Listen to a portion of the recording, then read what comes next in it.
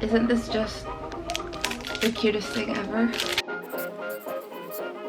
So I decided I would hop on here and give you guys an update on what is going on. Ideally, I would have liked to have more progress already finished, but in a turn of freakish events, that's not going to be possible. My sewing machine today, I was working on fixing the tension, and the little tiny little screw that goes on the inside for the bobbin tension decided to literally disintegrate on me. See right there, so okay, oops, right there, that little hole there is for a tiny screw that decided to die. To hopefully get that fixed as soon as possible. The leather has arrived, which is great. It's absolutely beautiful, way bigger than I thought it was going to be. Of course, you might say, Vicky, didn't you know what you were buying? Yes, I did, but measurements of leather online still confuse me. Still, I don't understand how they measure the square footage. So I guess in a sense, no, I didn't know what I was buying. So I'm gonna go ahead and show you what I've cut out so far. For the stripey challenge, I've gone ahead and I've cut both pieces, the white and the black. And I went ahead and I cut these bits as well. And well, I guess this is the order. Like that. So this will basically get all stitched together all around. I'm really happy with the outcome of all of this. I'm making the Mary Janes, which I'm not sure if I mentioned in the last video, but I am moving forward with a cap toe wingtip in this case. I am going to do the broguing all around, so that's something that needs to get done. Something else basically to get done while the sewing machine is out of order. These are the upper bits. I decided to go with this glossy kid skin as it was done traditionally back in that time. It still is pretty much what is used for women's shoes. And I'll be honest, once I started cutting into this leather, I genuinely don't want to work with anything else. It's the perfect weight. It's so easy to cut. It's so easy to work with. I think it's going to look really beautiful. I'm a convert. I'm pretty sure I'm going to be working with glossy kid a lot more. So that is that. And this basically goes like this over like that. I had left these straps kind of short in the pattern, and so I made the mistake that once I went to go cut it, I left it all together thinking that was this brilliant idea. Turns out it wasn't, so I ended up cutting them short, and I'm going to include them under like so, with a tiny stitch here, nicely skived so it won't be that big of a difference in terms of thickness. It should be fine, and I'll darken it. It shouldn't be a really big issue to have these little seams here. I left this side obviously short because it's going to be where the buttons go. But yeah, I'm really happy with this outcome so far. I'm really happy with this leather. As for the boots, I will say I'm not entirely sure what I want to do in terms of the leather. I didn't find what I was looking for in the soft kid or even lamb, but I will show you the leather that I do have here. For starters, look at this massive skin. It's huge. It's actually taller than me. And this one's the crust that I mentioned, which is basically just very nice, very thin. It's vegetable tanned. It's not finished with any color, so that you can go ahead and dye it however you want and finish it however you want. This is going to be really cool. This is basically, I just bought a blank canvas because I want to try my hand at dyeing my own shoes. As for the leather I got locally, I already showed you the burgundy one, which is this one. It's really beautiful, and I got 2 of these.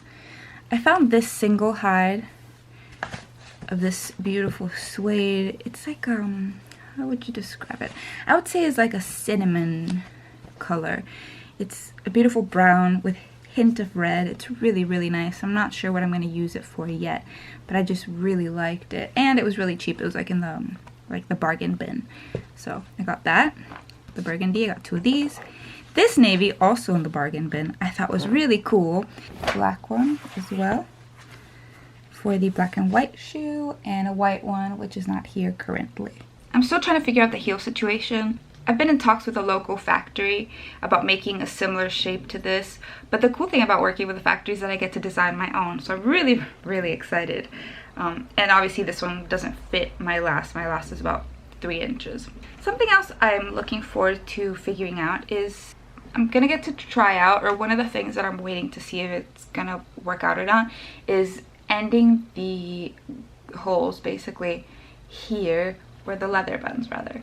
So this is like the bottom of the shoe, because I do feel like this excess weight here might be tricky to work with. So it's something I'm probably going to face once the process is a bit further along. This is why we make samples, right? I feel like this is a good place to start in terms of this like vintage shoe recreation project. It's a lot of new techniques that I haven't necessarily ever worked with or made for myself. So I'm really looking forward to learning and trying this out, and frankly owning really cool shoes that remind me of the 1920s or the 1910s, or probably further back as well. I have so many plans and so many shoes that I want to make. My brain is so full of ideas. Frankly, it'll be really expensive if I make a pair of each concept I have in my head, especially if I'm not sure if it's gonna work out. So one of the things I've decided, same with this black and white shoe, I'm going with the left shoe only to see if I like the sample. If I like the sample, I can make a pair, maybe change the colors, fix whatever needs to be fixed. Apart from that, I'm just gonna have a whole series of left shoes, basically, to be able to show my work. I don't have anything. If somebody comes to my studio right now, I have nothing to show really, because everything I've made has been for people to wear or for myself to wear. So I have nothing that's like ready-made and pretty and unworn. So I think that'll be really sweet. I'll probably even get a shelf in here. Skiving needs to be made, broguing needs to be made, insoles need to be made, toe puffs and heel counters all need to be made. They all take time, they require so much skiving, which is probably my least favorite part of the process.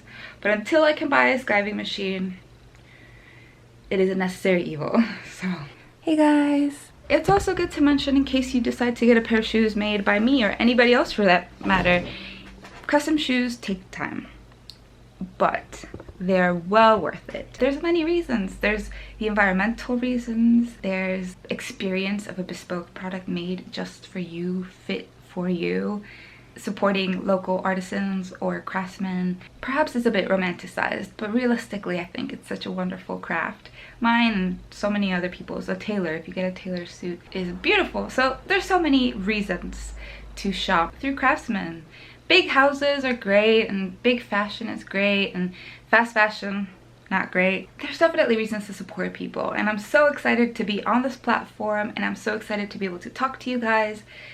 Please comment. Let me know if you have any questions. Let me know if there's anything you want to see. I'm so happy to receive your comments, and I'm so happy every time you guys tell me what you like. I'm so happy that you want to come along and explore with me this world of shoemaking. So with that, I'm gonna say goodbye, and I'll see you soon. Hope you enjoyed. Thumbs up if you liked it. Please subscribe. Stick around. We're gonna be making some fun stuff. So